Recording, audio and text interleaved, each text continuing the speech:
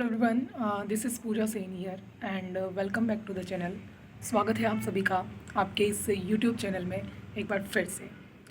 तो हम कक्षा 9 की हिंदी की सहायक पुस्तिका कृतिका पढ़ रहे थे और उसमें हम 2 चैप्टर इस जल प्रलय में पहला पार्ट और दूसरा पार्ट मेरे संग की औरतें कंप्लीट कर चुके थे और इसकी बात भी हमने यहाँ पे की थी। तो अब इसी के ही आगे नेक्स्ट चैप्टर है रीढ़ की हड्डी। ये एक एकांकी है जगदीश चंद्र माथुर द्वारा लिखी हुई। एकांकी नाटक का ही एक छोटा रूप है, लेकिन इसमें एक ही अंक होता है, केवल मात्र एक अंक, यानी कि एक ही एक्ट होता है पूरे नाटक में। ठीक है, तो ये एकांकी है और जगदीश चंद्र माथुर जो है एक प्रसिद्ध नाटककार है हिंदी साहित्य के, और इन्होंने विभिन्न प्रकार की सामाजिक समस्याओं पर लिखा है। तो रीढ़ की हड्डी भी एक तरह से सामाजिक समस्या को ही मतलब उसी से डील करती है। ये रीढ़ की हड्डी जो है एकांकी, ये समाज में स्त्रियों के प्रति जो रूढ़िवादी मानसिकता, रूढ़िवादी सोच व्याप्त है, उस पर प्रहार करती है कि किस तरीके से पढ़े लिखे लोग भी जो है वो मतलब रूढ़िवादी सोच से ग्रस्त हैं और स्त्रियों के प्रति मतलब हीन भावना रखते हैं एक तरह से। और किस तरीके से वो अब भी ये मानते हैं कि पढ़ना लिखना, काबिल बनना, आगे बढ़ना, ये सब मर्दों के काम है और घर गृहस्थी संभालना, घर के काम करना ही स्त्रियों के काम है और स्त्रियों को ज़्यादा पढ़ना लिखना नहीं चाहिए होता है, उन्हें तो केवल घर गृहस्थी संभालनी होती है एंड ये सब। तो और इसके साथ ही जगदीश चंद्र माथुर हमें ये भी बताते हैं कि किस तरीके से पढ़ी लिखी स्त्रियाँ या स्त्रियाँ जो पढ़ती हैं और किस तरीके से शिक्षा जो है स्त्रियों में आत्मविश्वास और साहस उत्पन्न करता है कि वो बोल सकें सही क्या गलत क्या। तो यही सब कुछ बताती है और इसमें एक छोटी सी स्टोरी है, जैसे कि गोपाल प्रसाद और शंकर जो है, गोपाल प्रसाद जो कि पेशे से वकील है और उनका बेटा शंकर जो कि मेडिकल की पढ़ाई कर रहा है और बीएससी कर चुका है और अब मेडिकल की पढ़ाई कर रहा है लखनऊ से। वो दोनों जो है विवाह हेतु लड़की देखने आते हैं रामस्वरूप के यहाँ। रामस्वरूप की बेटी उषा जो बीए पढ़ रखी है, जिसने बीए तक की पढ़ाई कर रखी है, उसके पिता ने उसको बीए तक पढ़ाया है, बावजूद इसके उसके पिता को जो है उसकी पढ़ाई छुपानी पड़ती है, कहने का मतलब उसकी क्वालिफ़िकेशन। जब कभी कोई विवाह के लिए आता है तो रामस्वरूप उससे उसकी बेटी की पढ़ाई कम ही बताता है, उससे केवल मैट्रिक पास ही बताता है। तो उसके मन में एक ये डर है और उस समय की सच्चाई है कि अगर वो ज़्यादा पढ़ाई बताता है अपनी बेटी की तो शायद उसकी शादी कभी नहीं होगी, तो इस वजह से वो उसकी पढ़ाई को कम बताता है। तो गोपाल प्रसाद से भी उसने उसकी बेटी की पढ़ाई कम ही बताई है। उषा ने जो बीए कर रखी है उसके बावजूद वो उन्हें ये बताता है कि नहीं, वो तो केवल मैट्रिक पास ही है, क्योंकि उन्हें ये डर है कि अगर वो बता देगा कि उसकी बेटी बीए पास है, ज़्यादा पढ़ी लिखी है, तो उससे कोई शादी नहीं करेगा। और बात ये सच भी है।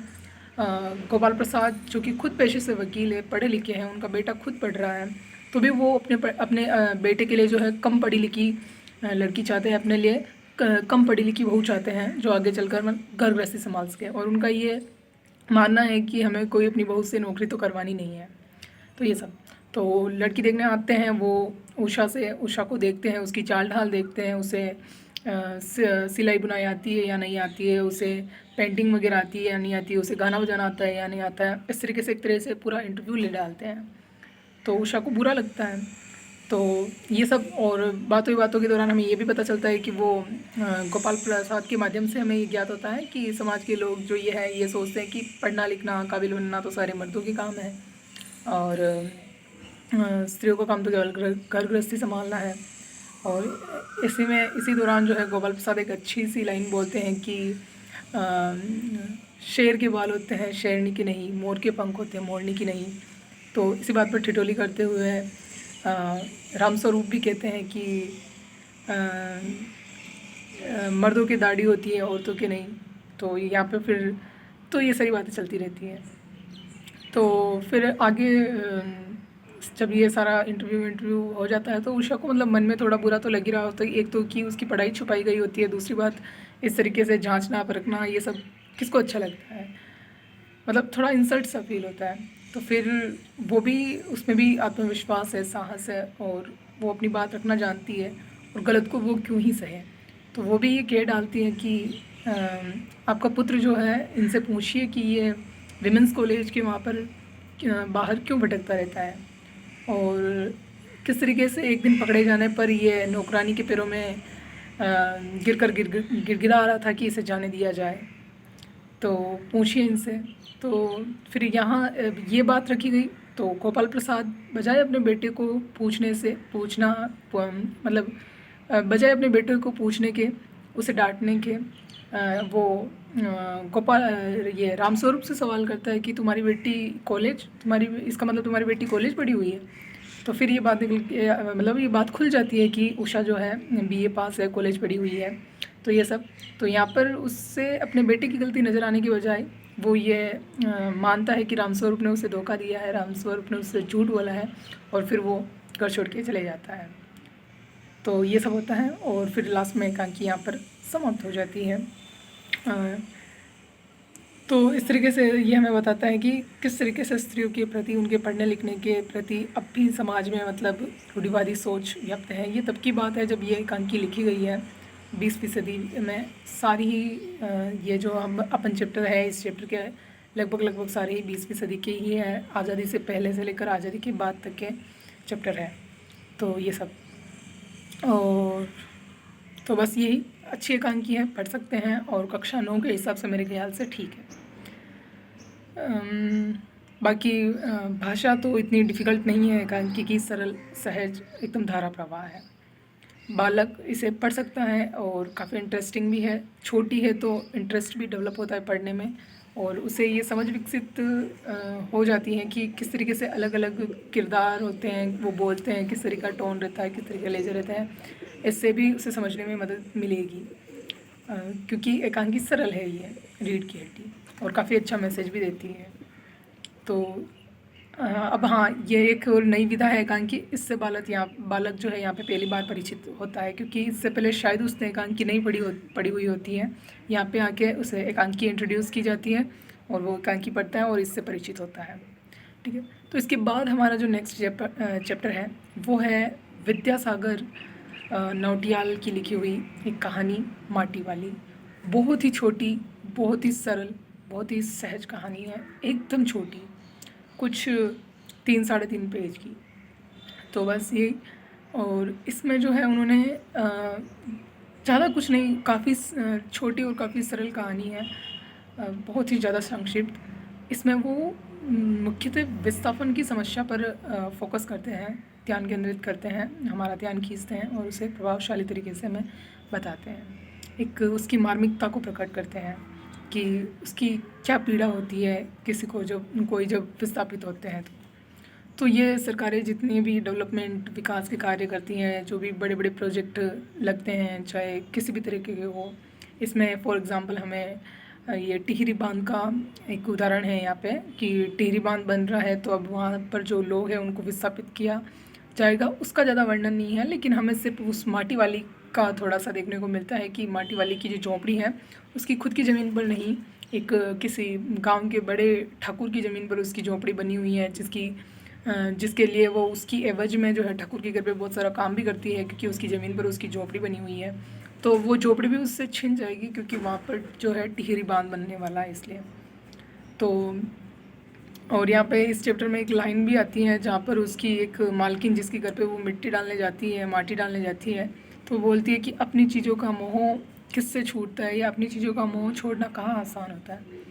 तो ये बताता है कि लोगों को अपनी चीज़ों से मोह हो जाता है, और उसे छोड़ना इतना आसान नहीं होता। तो घर छोड़ना तो कितना ज़्यादा मुश्किल होता है, विस्थापित होना कितना ज़्यादा मुश्किल होता है, ये सब है। और यहाँ पे माटी वाली की दशा भी हमें दिखाई गई है, उसका एक मार्मिक वर्णन किया गया है, उसकी घर गृहस्थी का, उसकी परिवार का, और किस तरीके से वो रहती हैं। तो इसके माध्यम से हमें ये देखने को मिलता है कि गरीब और श्रमिक वर्ग की जो समस्याएं होती हैं, या गरीब और श्रमिक वर्ग की जो एक तरीके से पीड़ा होती है, या उनका जो विस्थापन का दर्द होता है, उसे बताने का प्रयास मुझे लगता है यहाँ पे हमें किया गया है। तो बस यही सरल कहानी है, तो बालक मेरे हिसाब से 9th कक्षा का बालक एक सिटिंग में पढ़ सकता है आराम से, आधे घंटे में। मार्मिकता को समझ ले तो और ज़्यादा बेहतर है, समझ में आ ही जाती है क्योंकि बहुत ही सरल और धारा प्रवाह भाषा में लिखा हुआ है। तो बस यही, भाषा इतनी कठिन नहीं है इस चैप्टर की, एकदम सरल है। तो और फिर लास्ट में हमारा आता है कि किस तरह आखिरकार मैं हिंदी में आया।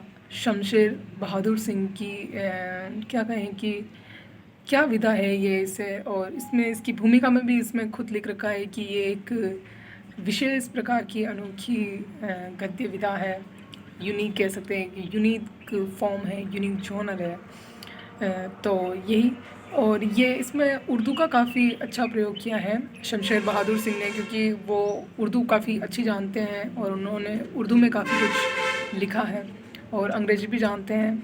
तो अब वहाँ से वो उनका घर परिवार का माहौल भी उर्दू का रहा है, तो उधर से अब वो जब हिंदी में आ रहे तो इसी चीज़ को उन्होंने यहाँ पे लिखा है कि किस तरह आखिरकार मैं हिंदी में आया और किसने उन्हें सबसे ज़्यादा प्रेरित किया या किसने उन्हें सबसे ज़्यादा प्रभावित किया।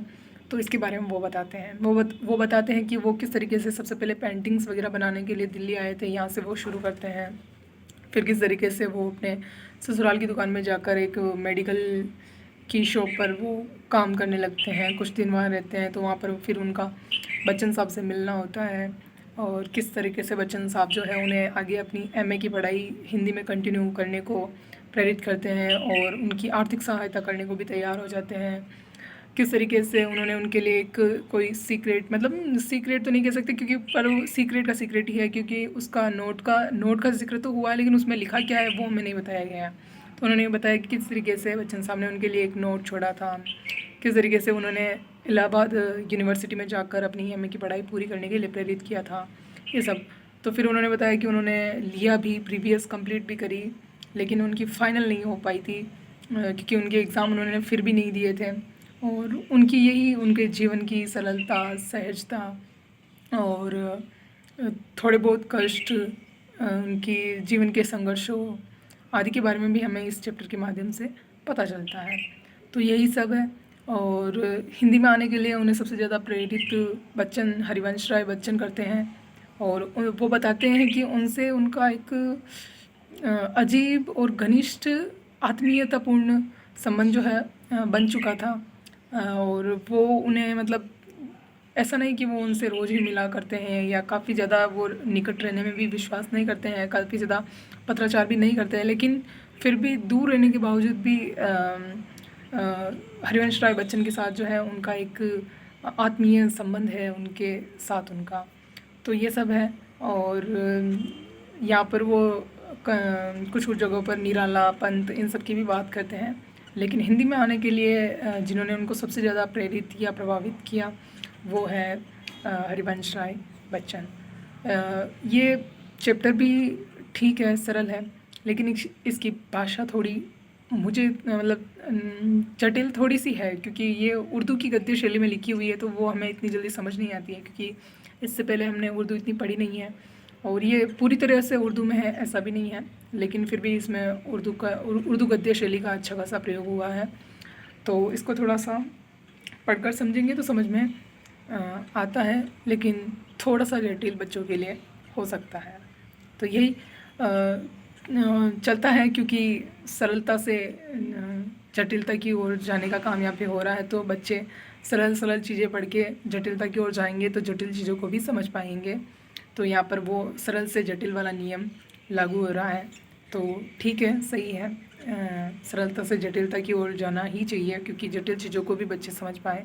तो ये सब, तो मेरे ख्याल से काफ़ी अच्छी पुस्तक है कृतिका, और बच्चे इसे स्वयं से पढ़ सकते हैं और इसके उद्देश्य जो है मेरे ख्याल से सभी पूरे होते हैं। जो भी इसके उद्देश्य हैं कि बालक में जो है स्वाध्याय की आदत विकसित हो, बालक जो है बालक के मतलब स्पीड में पढ़ने की जो क्षमता है वो बढ़े, उसका कौशल उसमें विकसित हो। इसके अलावा बालक जो है साहित्य की विभिन्न विधाओं से परिचित हो। इसके अलावा बालक अगर उसमें साहित्यिक इंटरेस्ट डेवलप हो तो कुछ और रचनाएं भी इनसे प्रेरित होकर इन लेखकों की पढ़ने का प्रयास करे, तो ये भी हो सकता है। तो ये सब उद्देश्य जो है मेरे ख्याल से पूरे होते हैं। तो बस यही, और नेक्स्ट वीडियो में हम बात करेंगे कुछ और चीज़ों की। तो इसी के साथ धन्यवाद।